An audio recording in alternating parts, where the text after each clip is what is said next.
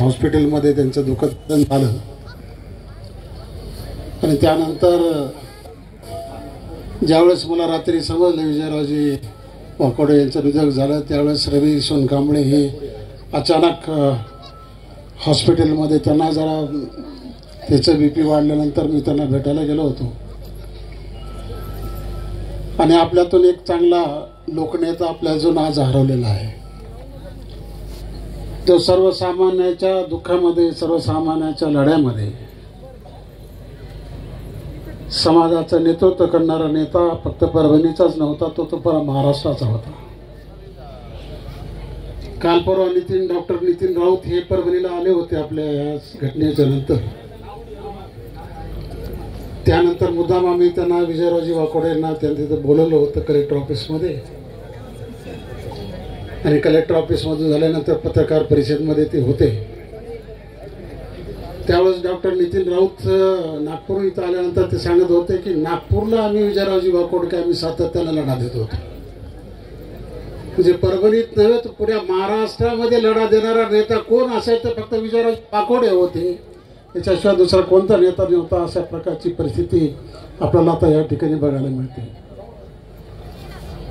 सातत्यानं आमच्या परिवाराचं आमच्या काँग्रेस पक्षाबरोबर माझ्या स्वतःबरोबर त्यांचे खूप चांगले घनिष्ठ संबंध होते.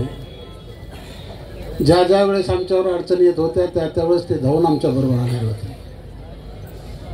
आमच्याबरोबरच नाही तर पूर्ण परिवार सातत्यानं गोरगरिबाचं रक्षण करण्याच्या दृष्टिकोनातून सातत्यानं दीनदुबळ्याला न्याय देण्याच्या दृष्टिकोनातून विजयरावजी वाकोडे सातत्यानं हे समोरासमोर समोर झाले. आणि म्हणून आज अत्यंत दुःखद वेदना या ठिकाणी आपल्याला सगळ्याला होत आहे. मी एवढ्याची विनंती करतो की जे प्रस्ताव आपल्या समोर आलेला आहे आशिष बाबा शेलारच्या संदर्भामध्ये की येत्या महानगरपालिकेच्या निवडणुकीमध्ये आशिष शेलार बिनविरोध काढण्याचा जो काही प्रस्ताव आपल्या समोर आलेला आहे आमचा पक्ष त्यांच्या पूर्ण ताकदीनिशी त्यांच्या समोर राहील. बिनविरोध करण्याच्या दृष्टीने आमचा कुठलाही उमेदवार राहणार नाही. उलट त्यांच्या पाठीची खंबीरपणे उभं राहील एवढंच या ठिकाणी आश्वासन देतो.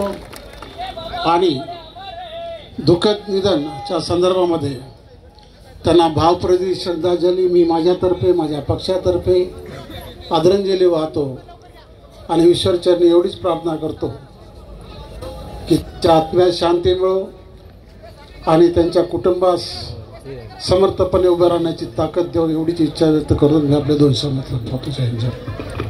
आनंदराज आंबेडकर साहेब आलेले आहेत, कृपया त्यांना जागा द्या. या स्क्रीन पासले सगळेजण बाजूला, स्क्रीनला धक्का लागायला नाही पाहिजे. माता बघितली स्टेजवरचे स्क्रीन परचे डाव्या हाताकडचे माझ्या डाव्या हाताकडे आनंदराज आंबेडकर साहेब या ठिकाणी आलेले. जागा द्या, रस्ता द्या, बाजूला आनंदराज साहेब या ठिकाणी आलेले आहेत. मित्रांनो, बाबासाहेब आंबेडकरांचे नातू स्वतः आपल्या नेत्याला लोकनेत्याला अभिवादन वंदन आणि शेवटची श्रद्धांजली देण्यासाठी या ठिकाणी उपस्थित झालेले आहेत. त्यांना जागा द्या.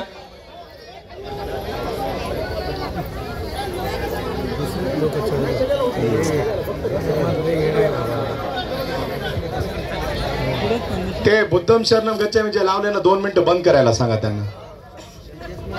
होत आहे अलीकडे. अरे वा, अलीकडे. हा चल.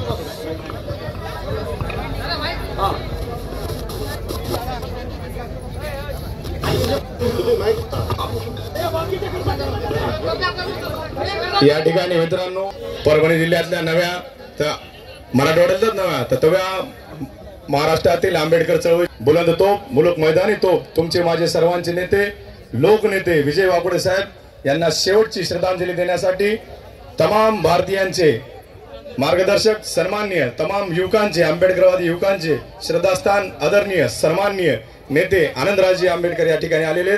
सर्वांनी त्यांच्या जोरदार टाळ्यावरून स्वागत करावं. यानंतर मी एक घोषणा देईन. लोकनेते विजय वाकोडे बाबा, तुम्ही 2दा म्हणायचं अमर आहे.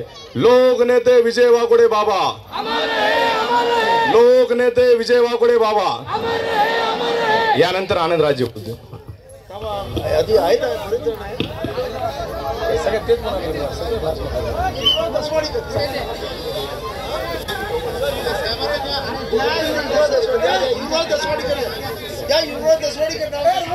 या ठिकाणी आदरणीय सन्माननीय आमचे मार्गदर्शक मोठे बंधू प्राध्यापक युवराजी धसवाडकर या ठिकाणी वाकोडे बाबांना मनोगत व्यक्त कर. पहिल्यांदा मी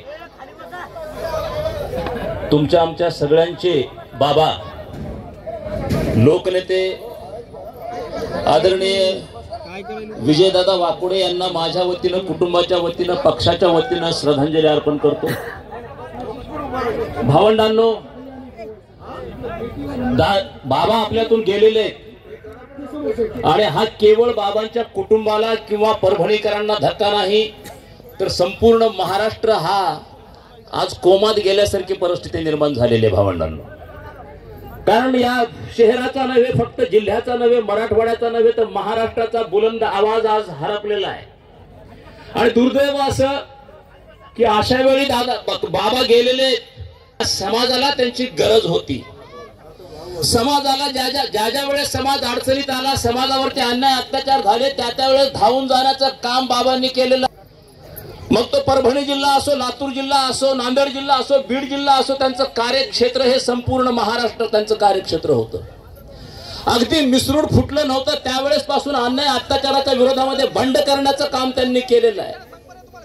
ज्या ब्राह्मण गावच्या प्रकरणावरून दलित पॅन्थर पेटलेली होती या महाराष्ट्रामध्ये, मराठवाड्यामध्ये, आणि इथल्या व्यवस्थेशी दोन हात करत होती, त्या ब्राह्मण गावाला अगदी मिसरूड फुटलेलं नव्हतं. तरुण वयामध्ये त्यांनी भेट दिलेली आहे.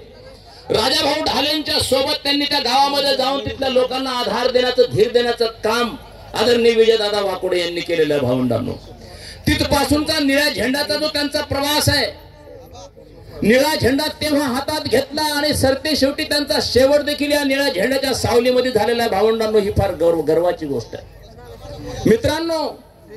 विजयदादा वाकोडे यांचा जर इतिहास जर बघितला तर घरची पार्श्वभूमी अर्थामध्ये वडील हे सरकारी नोकरीमध्ये होते, परंतु स्वतः चळवळीला वाहून घेतलं त्यांनी.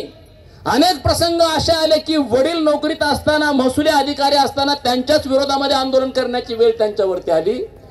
माझा मुद्दा असा आहे की त्यांनी कुटुंब 2 नंबरला ठेवला आणि समाज आणि समाजाचं हित आणि चळवळ नंबर 1 ला विजयदादा वाकोडे यांनी ठेवलेले आहे भावंडांनी. टाळ्या वाजू नका, फक्त ऐकून घ्या मित्रांनो. ज्यावेळेस ही बातमी आम्हाला कळली, सन्मान्य साहेबांना बातमी कळली, त्यावेळेस फार मोठा धक्का बसला. मी तुम्हाला अगोदर सांगितलं की ही वेळ नव्हती. दादा कधी गेले असते तर तेवढं वाईट वाटलं नव्हतं, परंतु आज इथल्या परभणीकरांना, इथल्या या जिल्ह्यातल्या लोकांना, मराठवाड्यातल्या लोकांना नव्हे तर महाराष्ट्रातल्या सगळ्या समाजाला त्यांची गरज होती. संपूर्ण महाराष्ट्राचं लक्ष परभणीकडे होतं आणि अशा आणीबाणीच्या काळामध्ये दादा गेलेले आहेत भावंडांनो. मी तुम्हाला विनंती करणार आहे की बाबा आपल्यामधून जरी निघून गेलेले असले तरी बाबा त्यांच्या कर्तृत्वाच्या माध्यमातून, त्यांच्या विचाराच्या माध्यमातून आपल्यामध्ये जिवंत आहेत भावंडांनो. लक्षात ठेवा, त्यांची जी चळवळ आहे, त्यांच्या विचाराचा जो धागा आहे, बाबासाहेब आंबेडकरांच्या विचाराची जी चळवळ आहे, निळ्या झेंड्याची जी चळवळ आहे, तो निळा झेंडा या इथल्या तरुणांनी खांद्यावरती घेतला पाहिजे आणि बाबाचं काम पुढे घेऊन गेले पाहिजेत. हीच खऱ्या अर्थानं बाबाला दिली जाणारी श्रद्धांजली आहे असं मी मानतो भावंडांनो.